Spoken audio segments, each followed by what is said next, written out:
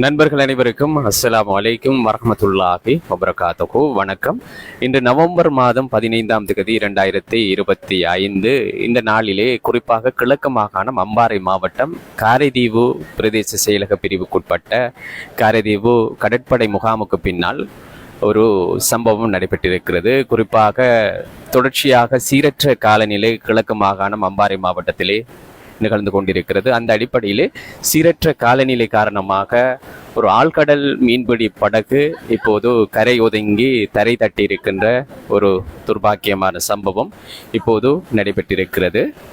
அந்த நிகழ்வின் இடத்தில் தான் நாங்கள் இப்போது இருந்து கொண்டிருக்கின்றோம். சாய்ந்தமருதைச் சேர்ந்த ஜலீல் என்பவருக்கு சொந்தமான இந்த ஆழ்கடல் மீன்பிடி படகு இப்போது சீரற்ற காலநிலை காரணமாக இப்போது தரை தட்டி இருக்கிறது. காரைதீவு கடற்படை முகாம் பின்னால் இருக்கின்ற இந்த கடற்கரை பிரதேசத்தில் தான் இப்போது இந்த காட்சிகளை எங்களால் அவதானிக்கக்கூடியதாக இருக்கிறது.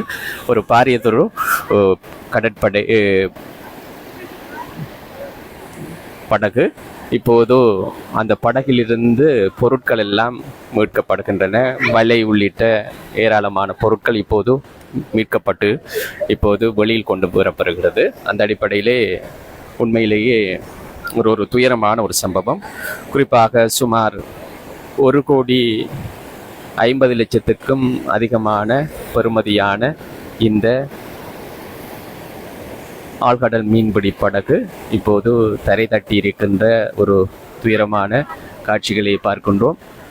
இப்போது அந்த படகில் இருக்கின்ற வலை உள்ளிட்ட ஏனைய பொருட்கள் இப்போது மீட்கப்படுகிறது. இப்போது சம்பவ இடத்திலே அந்த பொதுமக்கள் கூடியிருக்கின்றார்கள். அதுபோல இந்த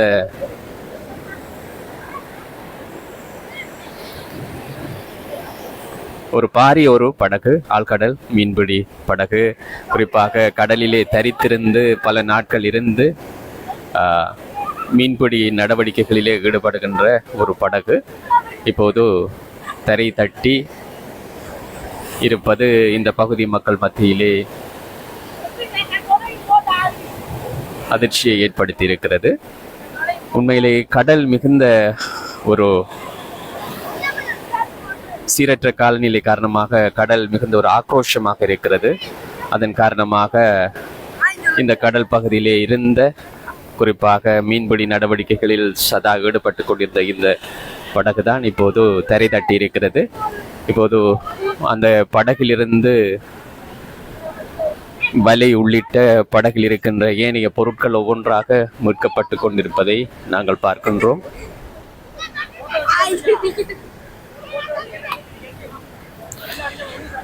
காரைதீவு கடற்படை முகாம் இருக்கிறது. கடற்படை முகாம் பின்னால் இருக்கின்ற இந்த கடற்கரை பகுதியில் தான் இந்த சம்பவம் நடைபெற்றிருக்கிறது.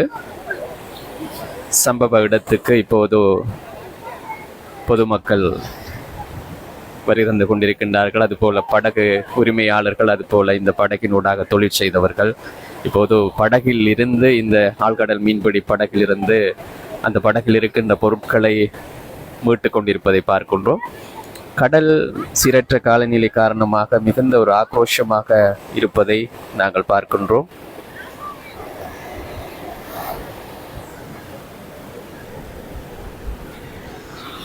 இப்போது மழை பெய்து கொண்டிருக்கிறது. உண்மையிலேயே ஒரு பாரியதொரு படகு. எனவே இந்த படகின் பெறுமதி 1,50,00,000 என்று சொல்லப்படுகிறது. அதற்கும் அதிகமான பெறுமதி. எனவே இந்த விடயம் உரிய அதிகாரிகளால் இந்த படகு உரிய முறையிலே மீட்கப்பட்டு மீண்டும் இந்த படகு ஒரு பாவனைக்கு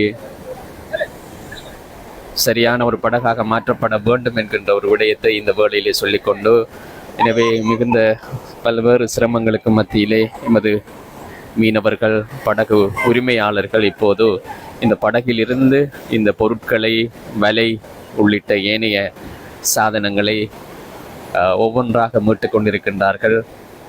எனவே இந்த படகு ஒரு கைவிடப்படாத முறையிலே மீட்கப்பட்டு மீண்டும் இந்த படகு மீன்பிடி நடவடிக்கைகளில் ஈடுபடுத்தப்பட வேண்டும் என்கின்ற ஒரு நம்பிக்கை இருக்கிறது. இருந்த போதும் இதை சரியான முறையிலே இந்த படகினை மீட்க வேண்டும். உண்மையிலேயே எமது பகுதியிலே இருக்கின்ற மிக பாரியதொரு குறைபாடு படகு தரிப்பிடமின்மை. குறிப்பாக எமது பகுதியில் இருக்கின்ற 300க்கும் மேற்பட்ட ஆழ்கடல் மீன்பிடி படகுகள், குறிப்பாக வாழைச்சேனை படகு தரிப்பிடத்திலே மீன்பிடி துறைமுகத்தில் தான் தரிக்கப்படுகின்றன. அதன் காரணமாக இது போன்ற அசாதாரண சூழல்கள் ஏற்படுகின்ற போது இந்த படகுகளை தரித்து வைப்பதிலே பல்வேறு சிக்கல்கள் இருந்தன. ஒலுவில் மீன்பிடி துறைமுகமும் இப்போது பாவனையில் இல்லாத காரணத்தினால் எமது மீனவர்கள் பல்வேறு அசௌகரியங்களை தொடர்ச்சியாக எதிர்நோக்கி வருகின்றார்கள். அந்த அடிப்படையிலே சீரற்ற காலநிலை, வடகில் பருவப்பேட்சி, இப்போது மாரிகாலம் துவங்கி இருக்கிறது. கடலும் ஆக்ரோஷமாக இருக்கிறது. இந்த வேளையிலேயே 300க்கும் மேற்பட்ட ஆழ்கடல் மீன்பிடி படகுகளை எங்கே தரித்து வைப்பது என்கின்ற மிகப்பெரிய ஒரு சோகம் இப்போது நமது பகுதி மீனவர்கள் மத்தியிலே ஏற்பட்டிருக்கிறது. அதன் காரணமாகத்தான் இப்போது இந்த படகில் இருந்து இப்போது பொருட்கள் எல்லாம் மீட்கப்படுகின்றன. குறிப்பாக ட்ரிப் போட் அப்படின்னு சொல்வார்கள். இந்த ட்ரிப் போட் என்னென்னு சொன்னால், குறிப்பாக பல நாட்கள் வாரக்கணக்கிலே கடலிலே தரித்திருந்து மீன்பிடி நடவடிக்கைகளிலே இவர்கள் ஈடுபடுவார்கள். அதற்காக லட்சக்கணக்கான பொருட்கள், சாப்பாட்டு வகைகள், உணவு வகைகள், அத்தியாவசிய பொருட்களை இந்த படகிலே அவர்கள் தரித்து இந்த நடவடிக்கைகளில் அவர்கள் ஈடுபடுவது வழக்கம். இப்படி அவர்கள் மீன்பிடி நடவடிக்கைகளில் ஈடுபட்டு வந்து இந்த நேற்று இரவு இந்த படகை அங்கே தெரிகின்ற அந்த இடத்திலே, குறிப்பாக எனது கண்ணு கட்டிய தூரத்திலே இன்னும் சில படகுகள் இருக்கின்றன. அப்படி கிடந்த இந்த படகு இரவு நேரத்திலே ஏற்பட்ட இந்த சீரற்ற காலநிலை காரணமாக, இந்த அலையின் போக்கு காரணமாக, அதுபோல இயந்திர கோளாறு எதுவென்று சரியாக கணிக்க முடியாத ஒரு சூழல், இந்த படகு அப்படியே அலையிலே அடிபட்டு இந்த படகு இப்படியாக தரை தட்டி இருப்பதை நாங்கள் பார்க்கின்றோம். எனவே மிகவும் ஒரு மீனவர்களின் இந்த படகை நம்பி இருக்கின்ற ஊழியர்களின் அவர்களுக்கு இந்த செய்தி மிக ஒரு சோகமான செய்தி தான். அந்த அடிப்படையிலே சாய்ந்தமருதைச் சேர்ந்த ஒரு சகோதரரின் படகு என்று சொல்லப்படுகிறது. எனவே இந்த படகு மீட்கப்பட வேண்டும். எந்தவித சேதாரங்களும் இன்றி மீட்கப்பட்டால் இது ஒரு பயனுள்ளதாக இன்னும் எதிர்வரும் காலங்களிலே மீன்பிடி நடவடிக்கைகளிலே ஈடுபடக்கூடியதாக இருக்கும் என்று நான் நினைக்கின்றேன்.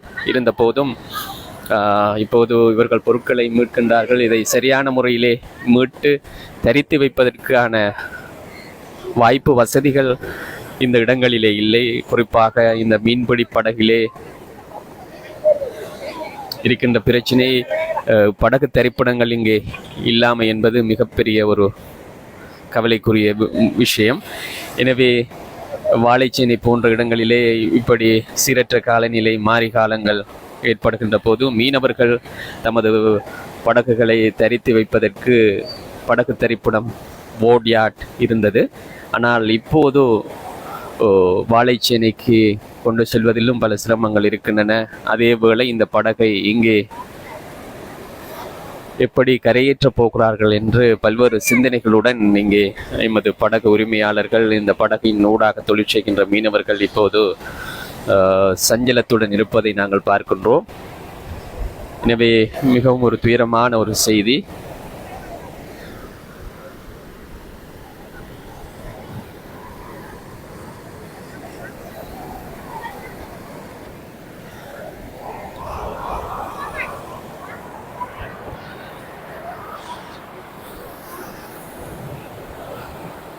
எனவே படகிலிருந்து ஒவ்வொரு பொருட்களாக மீட்கப்படுகின்றன. வலை உள்ளிட்ட பொருட்கள் மீட்கப்பட்டு விட்டன. அதுபோல இன்னும் பல பொருட்கள் ஒவ்வொன்றாக மீட்கப்பட்டு கொண்டிருக்கின்ற காட்சிகளை நீங்கள் பார்க்கின்றீர்கள். இப்போது காரைதீவு கடற்படை முகாமுக்கு பின்னால் இருக்கின்ற இந்த கடற்பிராந்தியத்தில் தான் இந்த படகு, இந்த மீன்பிடி படகு தரை தட்டி இருக்கிறது, கரை ஒதுங்கி இருக்கிறது.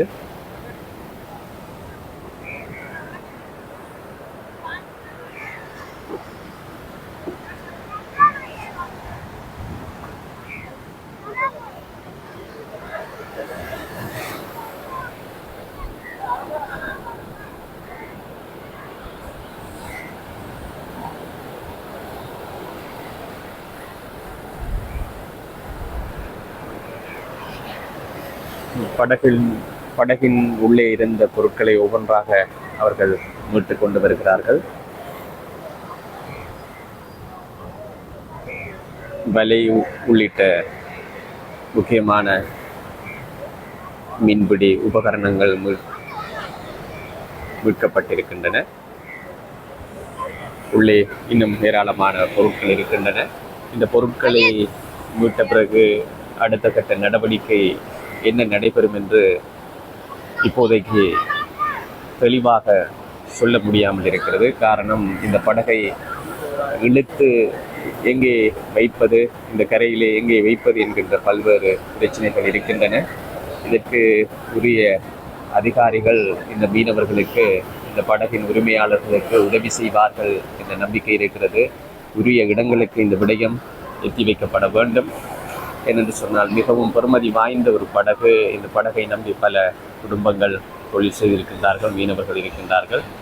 எனவே இந்த படகு இப்போது தரை தட்டி இருக்கின்ற காரணத்தினால் இந்த படகு பாவனைக்கு உதவாத ஒரு படகாக மாறக்கூடாது. அப்படி பாவனைக்கு உதவாத ஒரு படகாக மாறினால் உண்மையிலேயே இதன் பெறுமதியை விடவும் இதனால் தொழில் செய்கின்ற குடும்பங்கள், மீனவர்கள் பாதிக்கப்படுவார்கள்.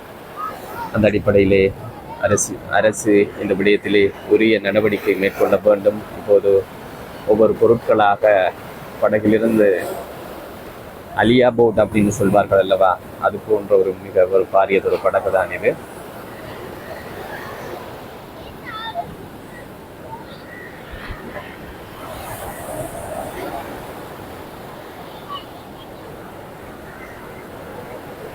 கிட்டத்தட்ட தரையை தட்டி விட்டது. இப்போ தரையை தட்டுகின்ற போது அந்த படகின் கீழ் இருக்கின்ற சாதனங்களுக்கெல்லாம் சேதம் ஏற்பட்டுவிடும். இது மிகப்பெரிய ஒரு பொருளாதார நெருக்கடி காலத்தில் இருக்கின்ற மீனவர்களுக்கு இதுவும் ஒரு சோதனையான ஒரு விடயமாகவே இப்போது பார்க்கப்படுகிறது. எனவே இந்த காணொளியை அதிகம் பகிர்ந்து கொள்ளுங்கள். உரியவர்கள், உரிய அதிகாரிகள், அதுபோல இந்த பிராந்தியத்துக்கு பொறுப்பான இந்த கடல் தொழில் மீன்பிடி நடவடிக்கைகளை அவதானிக்கின்றவர்கள், அதுபோல கடற்படையினர் இந்த விடயங்களுக்கு உதவி ஒத்தாசை செய்தால் இன்னும் இந்த படகை ஒரு பாவனைக்கு உதவுகின்ற ஒரு படகாக எதிர்வரும் காலங்களிலும் மீன்பிடி நடவடிக்கைகளிலே மாற்றுகின்ற ஒரு படகாக அமைக்க முடியும். அதற்கு அனைவரும் உதவி கரம் நீட்ட வேண்டும் என்று கூறிக்கொண்டு, உண்மையிலேயே இந்த காலையில் தான் இந்த துயரமான ஒரு சம்பவம் நடைபெற்றிருக்கிறது. எனவே இந்த விடயத்தில் இருந்து இதுபோல ஏராளமான படகுகள், 300க்கும் மேற்பட்ட படகுகள் எமது கல்முனை, சாய்ந்தமரது, மாளிகைக்காடு, காரைதீவு உள்ளிட்ட இந்த கடற்பிராந்தியங்களிலே இந்த ஆழ்கடல் மீன்பிடி நடவடிக்கைகளிலே ஈடுபட்டு வருகின்றன.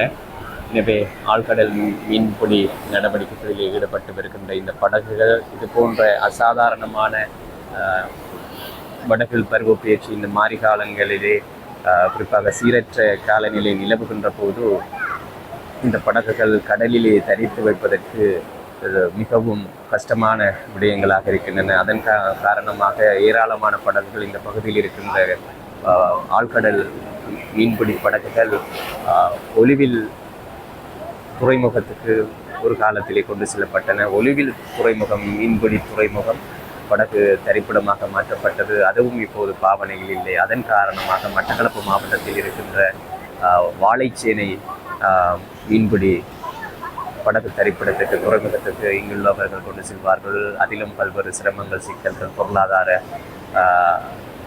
இன்னல்கள் ஏற்பட்டிருக்கின்றதன் காரணமாக மீனவர்கள் இப்போது சீரற்ற காலங்களில் நிலவுகின்ற போது அவர்களுக்கு இது போன்ற விடயங்கள் ஏற்படுகின்ற போது இன்னும் பாரிய நஷ்டங்களை ஏற்படுத்துகின்ற ஒரு சூழலே இப்போது தென்பட்டு கொண்டிருக்கிறது.